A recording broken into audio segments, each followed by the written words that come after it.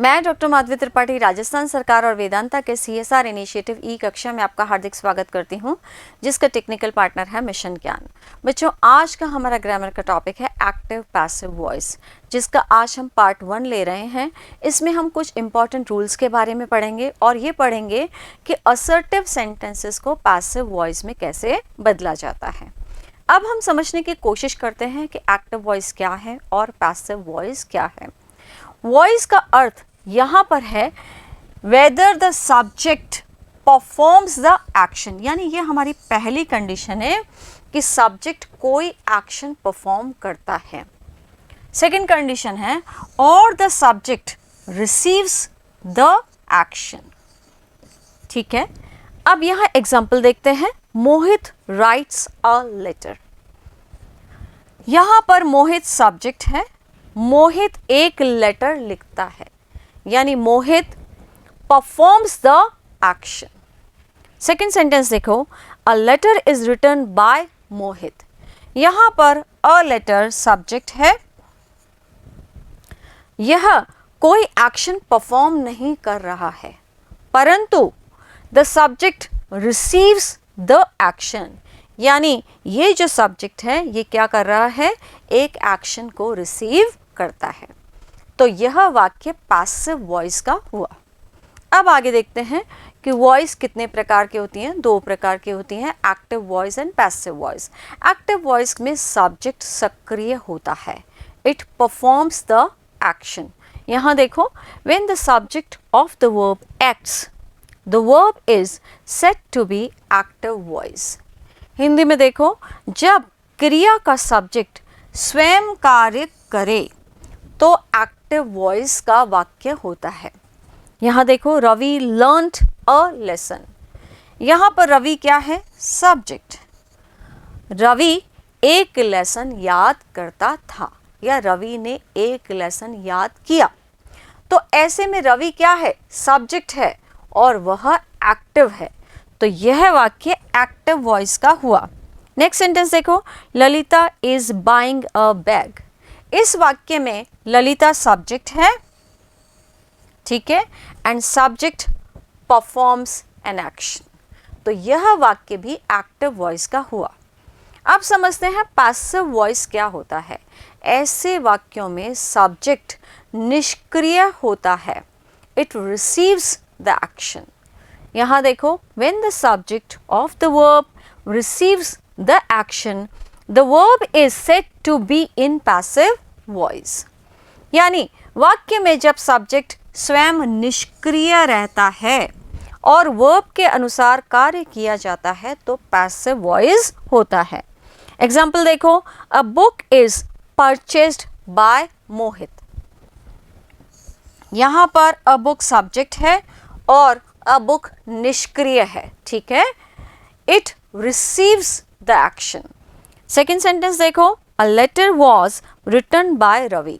ऐसे वाक्य में भी अ लेटर क्या है, सब्जेक्ट, परंतु सब्जेक्ट निष्क्रिय है, ठीक है।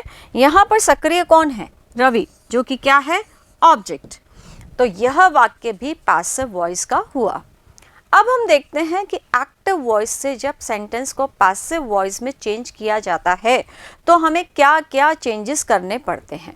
पहला चेंज क्या होता है, सब्जेक्ट को ऑब्जेक्ट में बदला जाता है, ऑब्जेक्ट को सब्जेक्ट में बदला जाता है, कोई ना कोई हेल्पिंग वर्ब लगाई जाती है, वर्ब की हमेशा थर्ड फॉर्म लगती है, प्रोनाउन भी बदला जाता है और ऑब्जेक्ट से पहले बाय का प्रयोग होता है।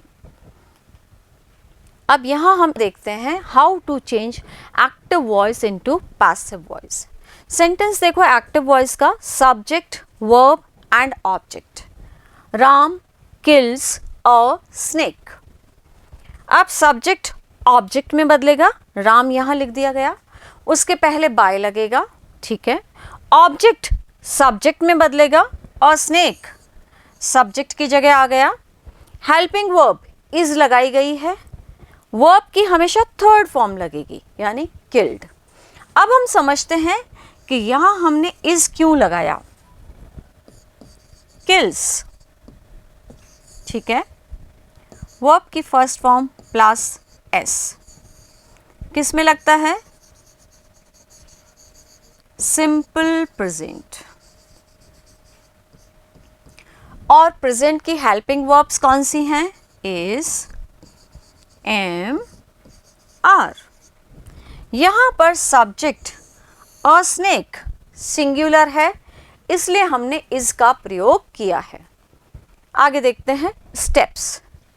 देखो फर्स्ट स्टेप, एक्टिव के सब्जेक्ट को पैसिव का ऑब्जेक्ट बनाया जाता है। एक्टिव के ऑब्जेक्ट को पैसिव का सब्जेक्ट बनाया जाता है।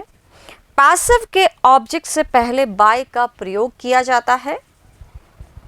पैसिव में वर्ब से पहले हेल्पिंग वर्ब लगाई जाती है। वर्ब की हमेशा थर्ड फॉर्म लगाई जाती है। और कुछ सब्जेक्ट्स अनइम्पॉर्टेंट माने जाते हैं, उनका यूज हम पैसिव वॉइस में नहीं करते हैं, जैसे कि someone, somebody, everybody, everyone, people. ठीक है, एग्जाम्पल देखो, समवन ब्रोक द विंडो। यहां पर समवन क्या है? सब्जेक्ट। तो नियमानुसार तो यहां आना चाहिए और इसके पहले बाय लगना चाहिए, परंतु हम ऐसा नहीं करते हैं क्योंकि यह अनइम्पॉर्टेंट सब्जेक्ट माना जाता है। नेक्स्ट देखो, यहां हमने आपको बताया है कि कैसे हेल्पिंग वर्ब्स लगेंगी और वर्ब की कौन सी फॉर्म लगेगी। वर्ब की हमेशा थर्ड फॉर्म लगाई जाती है, यह एक पॉइंट हुआ। अब बात आती है कि हेल्पिंग वर्ब्स कौन कौन सी लगेगी। बच्चों इसे याद करना बहुत इजी है। देखो प्रेजेंट की हेल्पिंग वर्ब्स कौन सी हैं? Is, am, are. पास्ट की कौन सी है? Was, were. फ्यूचर में हम विल और शैल के साथ बी का प्रयोग करते हैं। अब यहां देखो बहुत ही इजी है, हम बात कर रहे हैं हेल्पिंग वर्ब्स की सिंपल प्रेजेंट में, तो हमने इज, एम, आर का प्रयोग किया है और वर्ब की थर्ड फॉर्म लगाई है।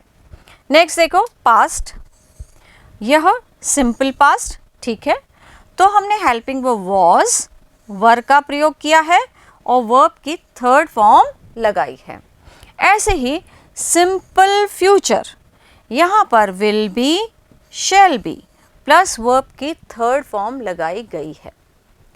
द सेकेंड स्टेप, जब सेंटेंस कॉन्टिन्यूअस का हो, प्रेजेंट कॉन्टिन्यूअस में is, am, are plus verb की फर्स्ट फॉर्म प्लस आईएनजी लगाया जाता है, तो पैसिव बनाते वक्त बीइंग का प्रयोग किया जाता है। ध्यान रहे बीइंग तो लगेगा परंतु वर्ब की थर्ड फॉर्म लगाई जाएगी, जैसे is being killed, are being killed, am being killed. I के साथ एम का प्रयोग होता है। अब पास्ट में देखो, was being killed, were being killed. Future continuous का पैसिव वॉइस नहीं बनता है। नेक्स्ट देखो परफेक्ट। परफेक्ट में हम प्रेजेंट में लगाते हैं हैज़ और हैव, पास्ट में लगाते हैं हैड और फ्यूचर में लगाते हैं विल हैव और शैल हैव। अब यहाँ देखो, जब भी आपको हैज़, हैव, हैड या विल हैव और शैल हैव मिलेगा तो आप इसमें बीन और ऐड करेंगे। वर्ब की हमेशा थर्ड फॉर्म ही लगेगी। ये बात और है कि परफेक्ट टेंस में वैसे भी वर्ब की थर्ड फॉर्म का प्रयोग होता है। तो यहाँ देखो, has been killed, have been killed, had been killed, had been killed, will have been killed, shall have been killed. Perfect continuous tense का पैसिव वॉइस नहीं बनता है। अब आगे चलते हैं। देखो पैसिव वॉइस में टू बी का एक रूप प्रयोग में लाया जाता है। इस तरीके से पढ़ने से हो सकता है थोड़ा सा टफ लगे, परंतु आगे देखिए, वर्ब की फर्स्ट फॉर्म यदि लगी हो एक्टिव वॉइस में तो पैसिव वॉइस बनाते वक्त आप इज, एम, आर का use as an helping verb करेंगे। ऐसे ही वर्ब की सेकेंड फॉर्म का प्रयोग हुआ हो एक्टिव वॉइस में तो पैसिव वॉइस बनाते वक्त आप वॉज और वर का यूज करेंगे। Is liking, are liking, am liking, was liking, were liking. ठीक है, तो यह कॉन्टिन्यूस है। इसके साथ हम बीइंग का प्रयोग करेंगे पैसिव बनाते वक्त।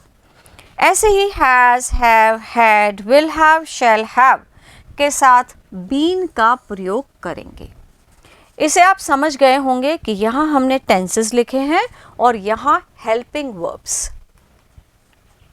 अब यहाँ हम देखते हैं कि सब्जेक्ट और ऑब्जेक्ट का difference in the sense of pronoun.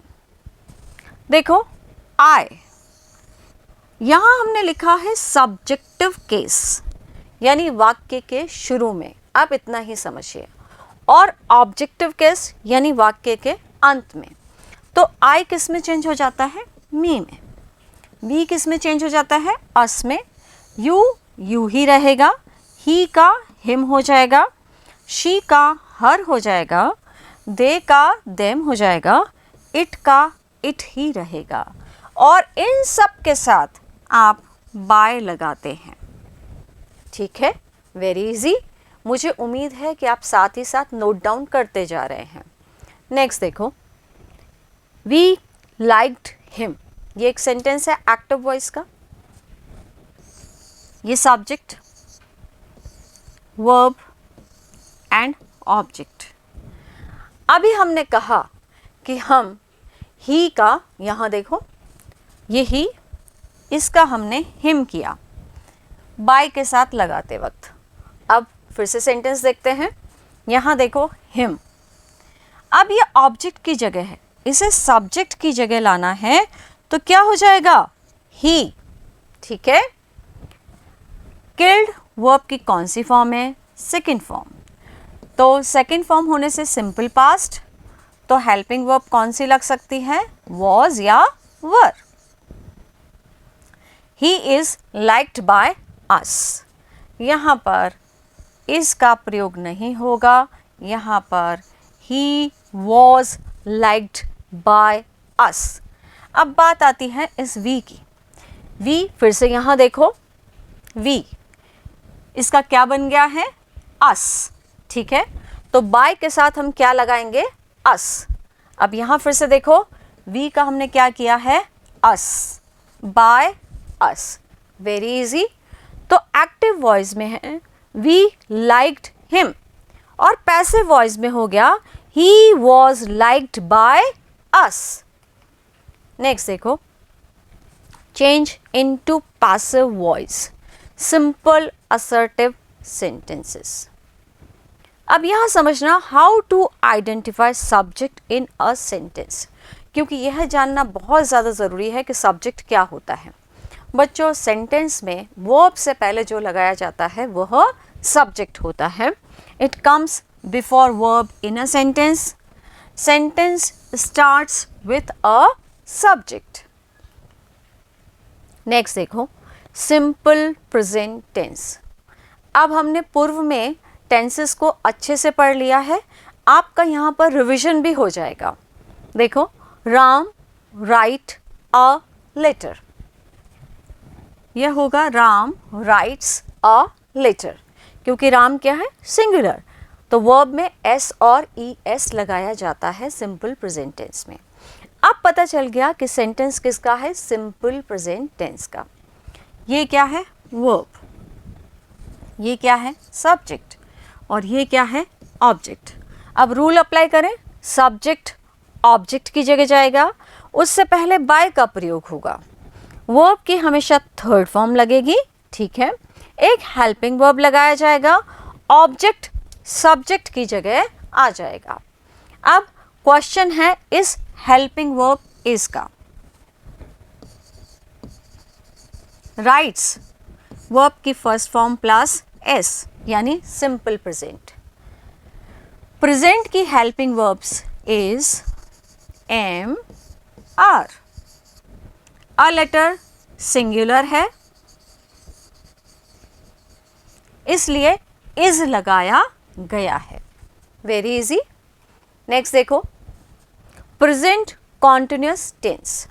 आप चाहें तो इसे टेंस के स्वरूप में पढ़ सकते हैं, और चाहें तो जैसे हमने आपको शुरू में बताया था कि वर्ब की फर्स्ट फॉर्म लगी है तो इज एम आर लगा दीजिए, सेकेंड फॉर्म लगी है तो वॉज वर लगा दीजिए, आईएनजी वाला फॉर्म है तो बीइंग लगा दीजिए, has have had will have shall have है तो बीन का प्रयोग कर दीजिए, मॉडल्स है तो बी लगा दीजिए। ठीक है, ऐसे भी याद कर सकते हैं जो आपको इजी लगे। यहाँ देखो, Ram is writing a letter. Ram क्या है? सब्जेक्ट। इज राइटिंग क्या है? वर्ब। और ये क्या है? ऑब्जेक्ट। देखो, सब्जेक्ट ऑब्जेक्ट की जगह, उससे पहले बाय का प्रयोग हुआ है। ऑब्जेक्ट सब्जेक्ट की जगह, इज ऐसे कैसे लिखा जाएगा? क्योंकि इज राइटिंग आईएनजी फॉर्म है तो बीइंग का प्रयोग होगा, ये एक बात है। परंतु वर्ब की हमेशा थर्ड फॉर्म लगेगी, तो इसकी फर्स्ट फॉर्म क्या है? Write, wrote, and third form is written. तो यहां पर थर्ड फॉर्म लगाई गई है। नेक्स्ट सेंटेंस देखो, प्रेजेंट परफेक्ट टेंस। अब प्रेजेंट परफेक्ट टेंस में क्या लगता है? हैज़ और हैव का प्रयोग होता है और वर्ब की थर्ड फॉर्म लगाई जाती है। पैसिव वॉइस बनाते वक्त हैज़ और हैव के साथ क्या लगाएंगे? बीन। अब देखो, राम सब्जेक्ट है, has written verb, a letter क्या है? ऑब्जेक्ट। सब्जेक्ट ऑब्जेक्ट की जगह गया, उसके पहले बाय लगाया गया, ऑब्जेक्ट सब्जेक्ट की जगह आ गया, और हैज़ रिटन ऐसा कैसा लिखा गया और हैज़ के साथ बीन का प्रयोग किया गया। वेरी इजी बच्चों। यदि यहाँ पर राम हैज़ रिटन लेटर्स होता तो हम क्या करते? यानी इस अ लेटर की जगह मान लीजिए लेटर्स होता, तो यहाँ पर भी लेटर्स हो जाता, तो हम यहाँ पर हैव लिखते। इस बात को ध्यान रखना। नेक्स्ट देखो, simple past tense. Ram wrote a letter. Simple past tense में वर्ब की सेकेंड फॉर्म लगती है। देखो, रोट क्या है? वर्ब की सेकेंड फॉर्म। राम क्या है? सब्जेक्ट, और अ लेटर क्या है? ऑब्जेक्ट। सब्जेक्ट ऑब्जेक्ट की जगह, उससे पहले बाय का प्रयोग हुआ है। ऑब्जेक्ट सब्जेक्ट की जगह, वर्ब की थर्ड फॉर्म। यहाँ तक ओके। अब बात आती है इस वॉज की। हमने कहा था कि यदि वर्ब की सेकेंड फॉर्म है तो पास्ट टेंस हो गया। पास्ट की हेल्पिंग वर्ब्स वॉज या वर। अब अ लेटर सिंगुलर है, इसलिए हमने वॉज का प्रयोग किया है। नेक्स्ट देखो, past continuous tense. Past continuous tense में क्या लगता है? वॉज, वर प्लस वर्ब की फर्स्ट फॉर्म प्लस आईएनजी। और जब आईएनजी फॉर्म एक्टिव वॉइस में होती है तो हम पैसिव वॉइस बनाते वक्त बीइंग का प्रयोग करते हैं। देखो, Ram was writing a letter. बच्चों, यदि कंफ्यूज नहीं होना है तो इस वर्ब के यहाँ पर आप लिख सकते हैं बीइंग, और इसकी थर्ड फॉर्म क्या हो जाएगी? रिटन। अब हम सेंटेंस कर लेते हैं। देखो, राम क्या है? सब्जेक्ट। ऑब्जेक्ट की जगह गया, उससे पहले बाय लगा दिया, ये ऑब्जेक्ट है, सब्जेक्ट की जगह आ गया, वॉज बीइंग रिटन। ठीक है। नेक्स्ट देखो, past perfect tense. Past perfect tense में हम क्या लगाते हैं? हैड प्लस वर्ब की थर्ड फॉर्म, और जहां पर हैड लगता है तो पैसिव वॉइस बनाते वक्त हम बीन का प्रयोग करते हैं। Ram had written a letter. तो अब हमें समझ में आ गया कि यह वर्ब की थर्ड फॉर्म तो ऑलरेडी है, तो रिटन ही कॉपी होगा, हैड ऐसे कैसे कॉपी होगा, और बीच में बीन का प्रयोग होगा। सब्जेक्ट ऑब्जेक्ट की जगह, उससे पहले बाय का प्रयोग, ऑब्जेक्ट सब्जेक्ट की जगह। नेक्स्ट देखो, सिंपल फ्यूचर टेंस या एक्शन या verb. Ram will write a letter. तो अब राम क्या है? सब्जेक्ट। तो सब्जेक्ट किसकी जगह गया? ऑब्जेक्ट की जगह, और उससे पहले बाय का प्रयोग किया गया है। ऑब्जेक्ट सब्जेक्ट की जगह आ गया अ लेटर, विल के साथ बी लगा दिया गया और वर्ब की थर्ड फॉर्म लगा दी गई है। नेक्स्ट देखो future perfect tense. Future perfect tense में हम विल हैव और शैल हैव के साथ वर्ब की थर्ड फॉर्म लगाते हैं। सेंटेंस को देखो, Ram will have written a letter. तो यहाँ पर राम सब्जेक्ट है, ये वर्ब है और ये ऑब्जेक्ट। ऑब्जेक्ट सब्जेक्ट की जगह, ठीक है। विल हैव के साथ बीन लगेगा, वर्ब की third form as it is copy हो गई, और सब्जेक्ट ऑब्जेक्ट की जगह जाएगा और उसके पहले बाय का प्रयोग होता है। नेक्स्ट देखो सिंपल प्रेजेंट टेंस। अभी हमने पहले भी किया, यहाँ पर हम बात कर रहे हैं डू फॉर्म की। Ram does not write a letter. तो इस डज से सिर्फ यही समझा जाता है कि वाक्य प्रेजेंट का है। हेल्पिंग वर्ब्स कौन कौन सी लगेंगी? इज, एम, आर, ठीक है। अब सेंटेंस एज इट इज रहेगा। देखो राम यहाँ गया बाय राम, अ लेटर इधर आ गया, ठीक है।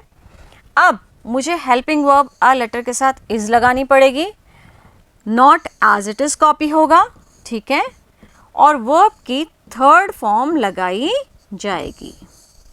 तो सेंटेंस क्या हो गया? A letter is not written by Ram. तो यदि आपको डज नॉट मिले तो घबराना नहीं है। नेक्स्ट देखो सिंपल पास्ट टेंस। इसका भी हम डू फॉर्म कर रहे हैं जो कि है did. Ram did not write a letter. Ram subject है, यह ऑब्जेक्ट की जगह गया बाय राम। यह ऑब्जेक्ट है, सब्जेक्ट की जगह आ गया अ लेटर। डिड पास्ट का हुआ, पास्ट की हेल्पिंग वर्ब्स वॉज और वर। अ लेटर सिंगुलर है इसलिए वॉज लगाया गया, not as it is copy हुआ, राइट, ठीक है, उसकी जगह वर्ब की थर्ड फॉर्म लगाई गई। अब यहाँ आपको ये पता चल गया कि एक्टिव वॉइस से पैसिव वॉइस बनाते वक्त हम सिर्फ डिड से ये पता लगाते हैं कि यह वाक्य पास्ट का है। नेक्स्ट देखो गोइंग टू। इस तरह की फ्रेज भी आती है, उसके साथ हम बी का प्रयोग करते हैं। सेंटेंस देखो, Ram is going to write a letter. अब यहाँ बच्चे कंफ्यूज हो जाते हैं और उन्हें लगता है कि यह कॉन्टिन्यूअस का सेंटेंस है और वह बीइंग लगा देते हैं, परंतु अब आपको ध्यान रखना है going to write a letter. तो इसे आप ऐसे भी समझ सकते हैं कि टू के बाद बी लगाया जाता है, ठीक है, और यदि गोइंग टू लिखा है तो उसके बाद में भी बी का प्रयोग होता है। कैसे? Ram is going to write a letter.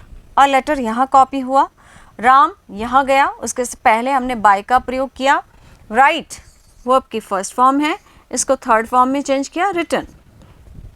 अब ये phrase is going to as it is copy हो गई और उसके बाद बी लगाया गया है। अब क्वेश्चन उठता है कि हमने इस गोइंग को वर्ब क्यों नहीं माना? बच्चों, यह एक सिस्टम है कि हम गोइंग टू का प्रयोग एक साथ करते हैं और उसके बाद वर्ब आती है। तो जब वर्ब बाद में आ रही है तो इस गोइंग टू के बाद हम बी का प्रयोग करते हैं, ठीक है। नेक्स्ट देखो मॉडल्स। आप देखोगे कि जितने भी मॉडल्स हैं, can, could, may, might, shall, should, would, must, ठीक है, इन सब के बाद हम बी का प्रयोग करते हैं। देखो Ram can write a letter. Rules बाकी के एज इट इज हैं। सब्जेक्ट ऑब्जेक्ट में, उसके पहले बाय का प्रयोग, राइट का हमने रिटर्न कर दिया, ठीक है। कैन क्या है? मॉडल, तो इसके बाद बी का प्रयोग होगा। A letter can be written by Ram. Next देखो, Ram may write a letter. तो यहाँ मॉडल देखकर मुझे बी लगा लेना चाहिए। अब सेंटेंस को करना चाहिए ताकि मिस्टेक्स कम हो। राम यहाँ चला गया और उसके पहले बाय का प्रयोग। अ लेटर सब्जेक्ट की जगह आ गया, मे एज इट इज कॉपी होगा, बी लगेगा और वर्ब की थर्ड फॉर्म लगाई जाएगी। नेक्स्ट देखो, Ram might write a letter. Ram object की जगह, उसके पहले बाय का प्रयोग हुआ है। ऑब्जेक्ट सब्जेक्ट की जगह, उसके साथ might as it is copy हुआ, ठीक है। उसके बाद बी का प्रयोग होगा, राइट की थर्ड फॉर्म रिटन। तो सेंटेंस क्या हुआ? A letter might be written by Ram. Next देखो, Ram will write a letter. अब विल क्या है? मॉडल, तो क्या लग जाएगा? बी। अभी हमने इस तरह का वाक्य सिंपल फ्यूचर में भी पढ़ा है, वहां पर भी विल और शैल के बाद बी का प्रयोग किया गया है, तो कंफ्यूज नहीं होना है। Ram will write a letter. A letter यहां आ गया, राम यहां चला गया, राइट की third form return, then will be. तो a letter will be written by Ram. Ram would write a letter.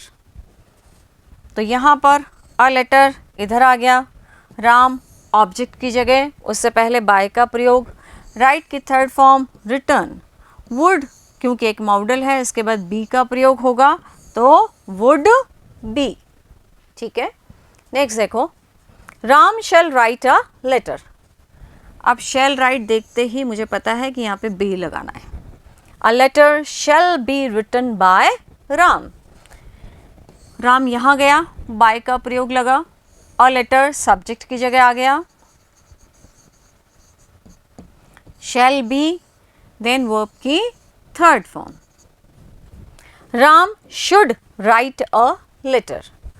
A letter again इधर, राम इधर, उसके पहले बाय का प्रयोग, शुड के साथ बी का प्रयोग होगा, शुड बी, देन वर्ब की थर्ड फॉर्म रिटर्न, ठीक है। Ram must write a letter. तो यहाँ पर भी देखो कि यह सब्जेक्ट है, यह है मॉडल प्लस वर्ब, ठीक है। तो इसके बीच में बी का प्रयोग होगा, ये सब्जेक्ट हो गया, ये मॉडल, ये verb, then this is object. तो ऑब्जेक्ट सब्जेक्ट की जगह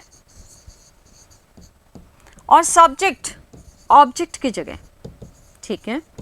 देन मस्ट बी रिटर्न यानी वर्ब की थर्ड फॉर्म, ओके।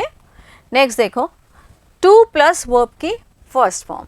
जैसे गोइंग टू का स्ट्रक्चर था, ऐसे ही टू प्लस वर्ब की फर्स्ट फॉर्म लगी हो तो इसके बीच में बी का प्रयोग होता है। देखो, Ram is to invite me. इस तरह के वाक्य में आपको यह ट्रेस करना होगा, टू प्लस वर्ब की फर्स्ट फॉर्म, इसके बीच में बी का प्रयोग होगा। मी, आपको ध्यान होगा मी किस में बदलेगा? आई में। आई के साथ एम का प्रयोग होगा। अब यहां देखना, ये जो इस था इसको मैंने एम में कन्वर्ट किया है क्योंकि आई के साथ एम का प्रयोग होता है। Then to be invited, to के बाद बी लगाया गया है और वर्ब की थर्ड फॉर्म लगाई गई है। राम से पहले बाय का प्रयोग किया गया है और उसे ऑब्जेक्ट की जगह रख दिया गया है। नेक्स्ट देखो, प्रेपोजिशन। प्रेपोजिशन की प्लेस फिक्स होती है। कैसे? अ ट्रक रैन ओवर राम। यहां पर अ ट्रक क्या है? सब्जेक्ट। रैन क्या है? वर्ब, और वर्ब की सेकेंड फॉर्म, यानी हेल्पिंग वर्ब्स कौन सी लगेंगी? वॉज या वर, ठीक है। ओवर क्या है? ये प्रेपोजिशन, ठीक है। और राम क्या हुआ? ऑब्जेक्ट। अब सब्जेक्ट ऑब्जेक्ट की जगह जाएगा, उससे पहले बाय का प्रयोग होगा, यहां तक ठीक है। ऑब्जेक्ट सब्जेक्ट की जगह आएगा, ठीक है। रैन इसके साथ में हेल्पिंग वर्ब कौन सी लगेगी? राम क्या है? सिंगुलर, तो वॉज या वर में से हम वॉज लगाएंगे। यहां तक भी ठीक है। रैन की थर्ड फॉर्म रन, क्योंकि ये होता है रन, रैन एंड रन, ठीक है। तो थर्ड फॉर्म रन। बच्चों, जो ध्यान देने योग्य बात है वो ये है कि प्रेपोजिशन की प्लेस चेंज नहीं होती है और यह एज इट इज कॉपी किया जाता है। तो अब सेंटेंस हो गया Ram was run over by a truck. मुझे पूरी उम्मीद है कि आपको एक्टिव पैसिव वॉइस का पार्ट 1 बहुत अच्छे से समझ में आया होगा। सारे रूल्स आपने नोट डाउन करे होंगे। नेक्स्ट सेशन में हम एक्टिव पैसिव वॉइस का पार्ट 2 लेंगे, जिसमें डबल ऑब्जेक्ट्स के बारे में पढ़ेंगे और अनइम्पॉर्टेंट सब्जेक्ट्स के बारे में पढ़ेंगे। तब तक आप इसकी प्रैक्टिस करिए। Thank you, good bye.